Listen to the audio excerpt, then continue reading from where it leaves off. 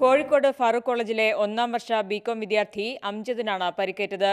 കോളേജിലേക്ക് ഷൂവും കറുത്ത ടീഷർട്ടും അണിഞ്ഞെത്തിയ അംജദിനെ 2ാം വർഷ ബികോം വിദ്യാർത്ഥികൾ റാഗ് ചെയ്യുകയായിരുന്നു എന്നാണ് ആരോപണം. ഷൂസ് ഇട്ട് കോളേജിൽ വരരുതെന്ന് നേരത്തെ അംജദിനോട് സീനിയർ വിദ്യാർത്ഥികൾ ആവശ്യപ്പെട്ടിരുന്നു. ഇത് ലംഘിച്ച് വീണ്ടും ആവർത്തിച്ചതിനാണ് മർദ്ദിച്ചതെന്നാണ് അംജദ് പറയുന്നത്. ഫാറൂഖ് കോളേജിലാണ് പഠിക്കുന്നത്. റാഗിംഗ് ആണ്. ഷൂ ഇട്ടതിൻ്റെ പേരിലാണ്.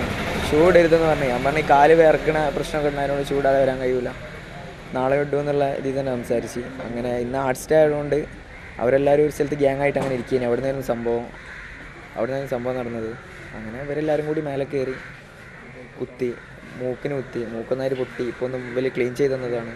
നല്ല ചോര വന്നിരുന്നു. പിന്നെ മേലെ കാണാത്ത സ്ഥലത്തൊക്കെ ചവിട്ടലും അതും ഇതൊക്കെ ആയിട്ട് പാടില്ലാത്ത രീതിയിൽ ചവിട്ടും കുത്തൊക്കെ ആയിട്ട് നിലത്ത് കുന്തി തള്ളിയിട്ട് ഈ രീതിയിലാണ് പെരുമാറിയത്. ഉച്ചയ്ക്കായിരുന്നു സംഭവം.